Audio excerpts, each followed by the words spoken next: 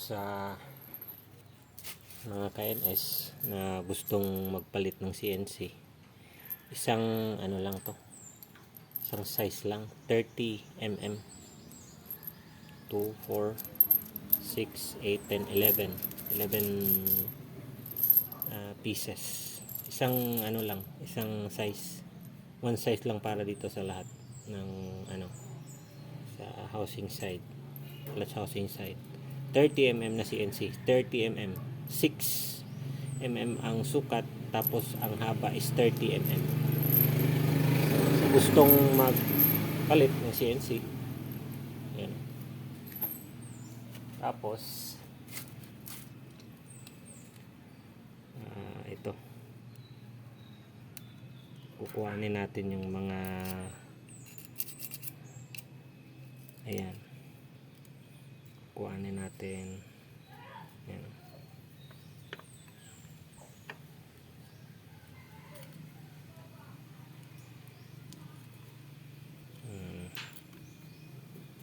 Para pag salpak natin sa bagong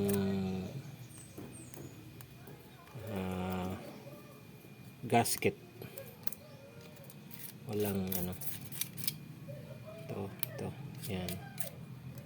So bisyo na siya, palisis na natin para yan, yung loob natin mas mabuti talaga maintain ang ating oil.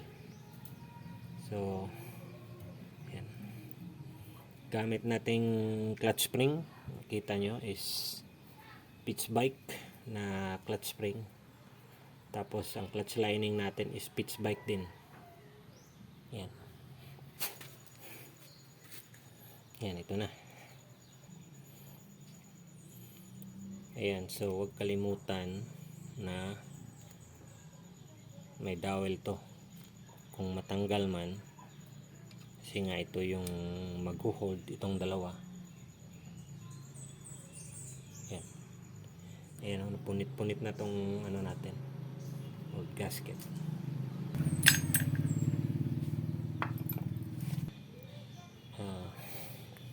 Always tayong lubricate ng ating ano, clutch, kaya may ano talaga ito dito. Yan, lapat sa dalawang dowel, isa, yan, dowel sa ibaba, tapos dito sa taas. Tapos tingnan ang mga gilid, if ayan,